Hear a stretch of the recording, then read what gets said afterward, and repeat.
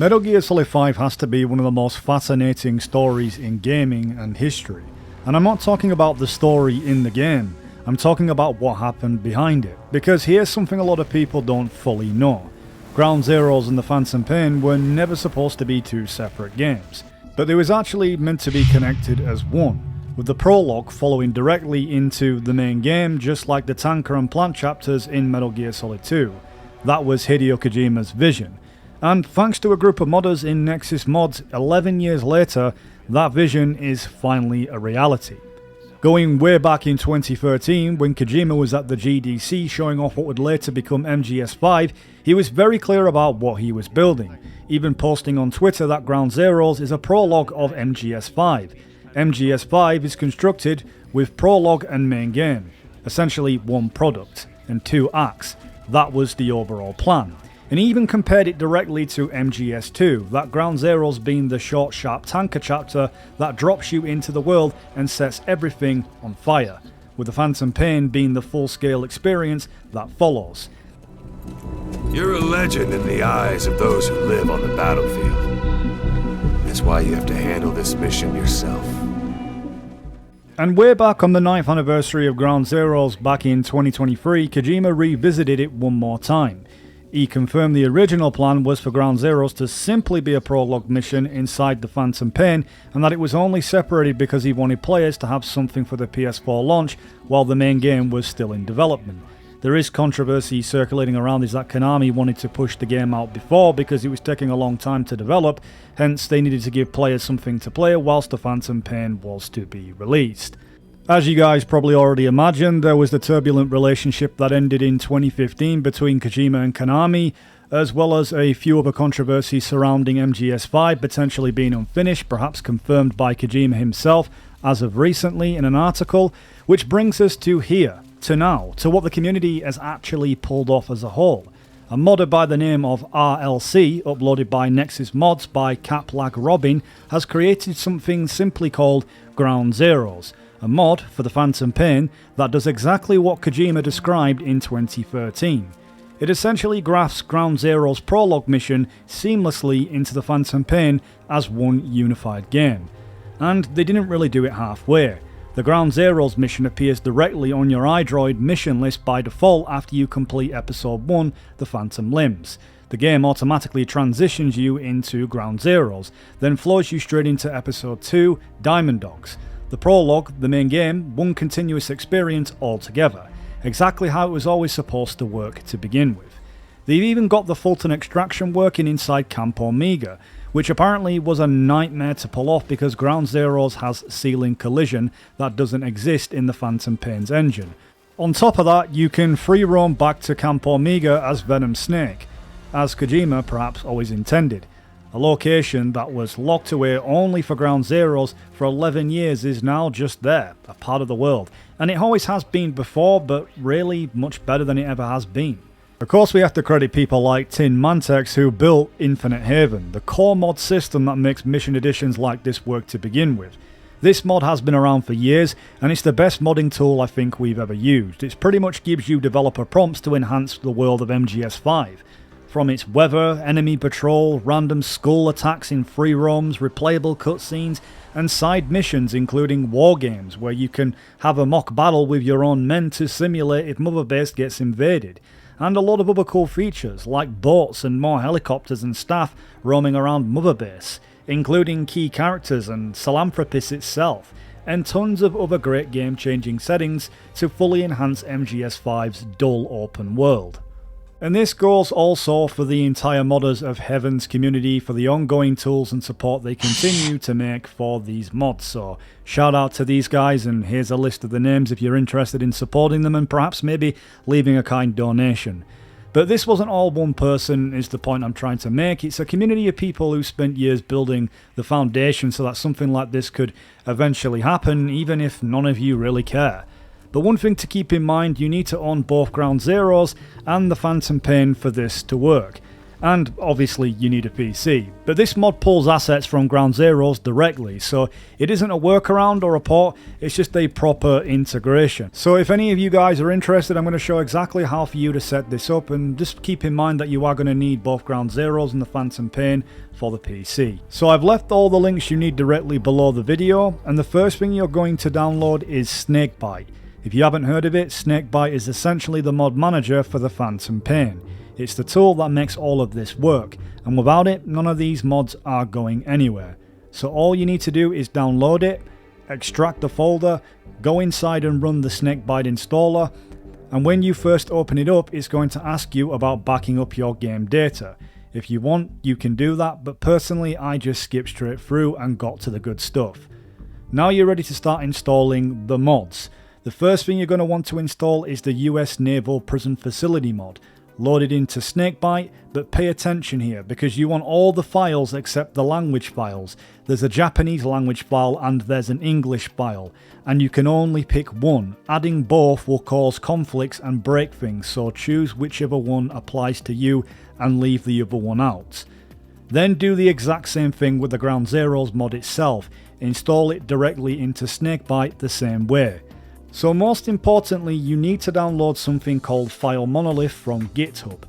The link is down below, and this is a must because this transfers important data from Ground Zeroes and the Phantom Pain, and essentially merges them together.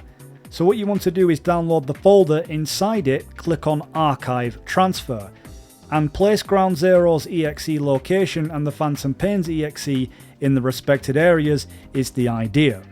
To do this, the easy way is to go into Steam and select the game in the library. Click on the cog icon and browse local files, then click on the top search bar above and copy it, then go back to File Monolith. Then you want to click browse on the top bar above and delete what's there and paste the right exe into the respective boxes as so. Wait for the transfer to complete and you should be good to go. The last thing you want to install is the latest version of Infinite Heaven. This is the mod that was mentioned in the credits, and it's been a cornerstone of MGS5's modding for years. Among other things, it gives you a whole developer style option menu inside the game. You can pull it up by pressing F3 on your keyboard, or if you're on a controller, it's the left and right sticks pressed together. From there, you've got a huge range of in-game settings to play around with.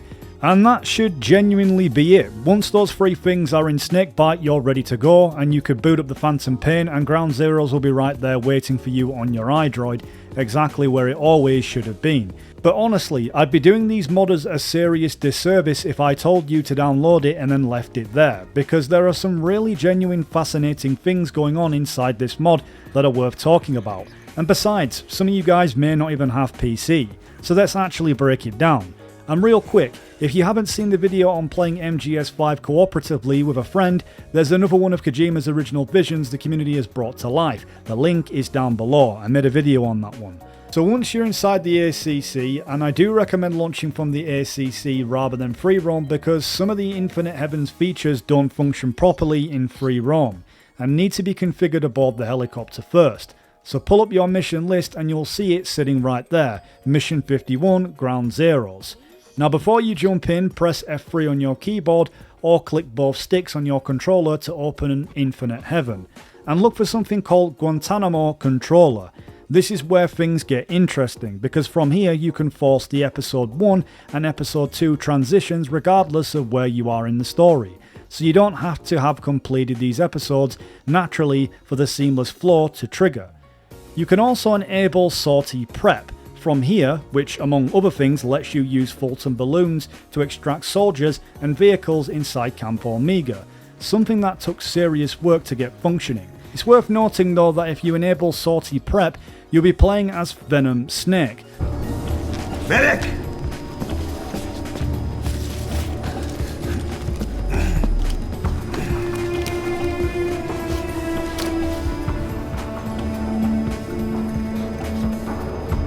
She's rigged. Damn it, we were set up!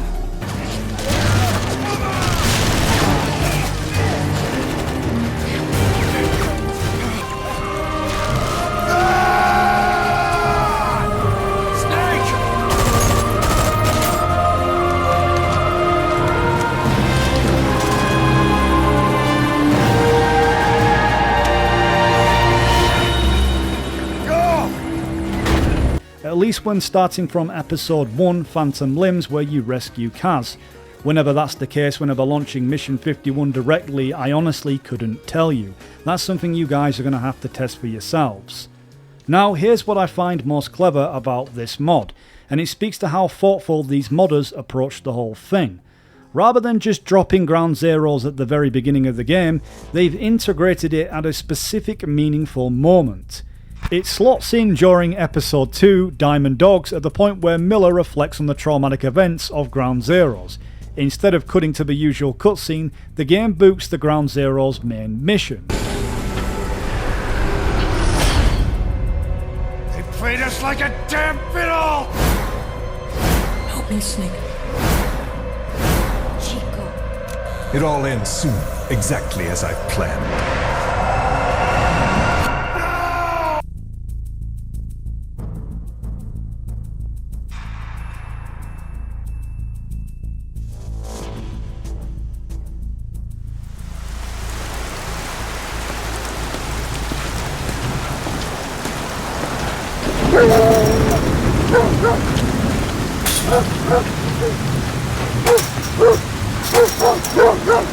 You're playing The Memory. It's essentially a flashback, and it actually works narratively in a way that feels intentional and very cinematic. Fair warning though, the loading time at the transition is noticeably longer than anything else in the game. Just let it do its thing and you should be able to play, but you will notice that your game will take a lot longer to load. And let's talk about how interesting the mission actually plays, because this is where it genuinely gets really cool. The mechanics are entirely the Phantom Pains. Snake moves faster and feels more responsive, and the Tranquilizer is noticeably easier to land headshots with compared to the original Ground Zeroes. Some will tell you Ground Zeroes had better controls, but I'd push back on that. The Phantom Pain refined everything, and playing Ground Zeroes through that engine makes it feel better than it ever did as a standalone game. The menu system is the Phantom Pain too. You can call in supply drops and request vehicles on all of it. The one thing you can't do is bring your buddies, D-Dog, Quiet, essentially none of them. This is Camp Omega, I guess, and not Afghanistan, so I guess maybe that makes sense, and they wasn't around at the time speaking in law sense. One thing I notice is that Snake doesn't load in with the default AMRS4, with no attachments like he did in the original. Instead he carries whatever weapon you had equipped or upgraded beforehand. The Tranquilizer pistol, however, does appear to carry over from Ground Zeroes. Small detail, but it's worth knowing before you go in. But with these supply drops, you can change to whatever weapon you like. CQC works exactly as it does in the Phantom Pain, though the choke animation runs noticeably longer now. And when it comes to the POWs, you no longer need to rely on the helicopter to extract them, which opens up how you approach the mission. However, that doesn't apply to Chico and Paz. Their extractions are tied to cutscenes, and those cutscenes remarkably actually work. There are some texture glitches here and there, and occasionally there's a slight delay right before the game transitions from gameplay into a cutscene, but the fact they work at all inside the Phantom Pain's engine is honestly impressive. Paz herself will be on the floor rather than strung up throughout, which is a minor visual difference, but not worth flagging. And here's an interesting one as well. In the original Ground Zeroes, when Chico handed you a tape, you could play it on your Walkman at any point. Because this mod runs on the Phantom Pain system, that tape instead plays through the iDroid to reveal Paz's location. It's a different delivery but same result, but it's a cool little detail that shows how much had to be adapted to make this work. The great thing is you can get most of the cutscenes that are all put into the cassette tapes from the Phantom Pain, including all the music in Ground Zeroes. I guess it's a win-win. All of the environmental interactions are intact, unlocking doors, cutting the power, all of it functions exactly as it should. There is one extra recommendation that I have.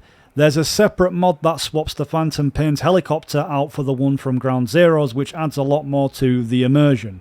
That said, there's something genuinely satisfying about calling in P-Quad opposed to Morpho and having access to the miniguns and air support that you really never had in the original, so honestly, that's your call if you want to make that cosmetic change. Playing all of this together, the integration, the transitions, the way it all connects, it genuinely makes MGS5 feel fresh again. More than that, it makes you feel what this game could have been if Kojima had the time, the budget and the creative freedom to see it through. I get those in the comments section who say, oh, the game was finished, bro, but clearly Kojima pretty much hinted that it wasn't. It's hard not to think about that, of course, because MGS5 could have been so much more. And in this mod you can actually use the Phantom Cigar to pass the progression of time, something that was hinted at way back when the Fox engine was showcased a while back. Switching the time was fixed in Ground Zeroes, but now you can change it whenever you want, including the main mission that was fixed to be at night time can even be played through the day. So there's clearly so much more to discover and test out in here, which feels like exactly the right incentive to get out there and explore it for yourself. There is one flaw worth addressing before we close this out though, and it's an inconvenient one that the modders themselves are most likely aware of.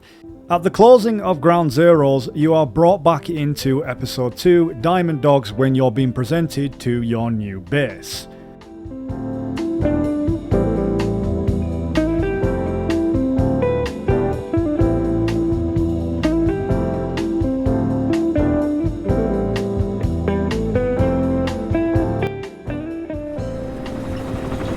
Snake.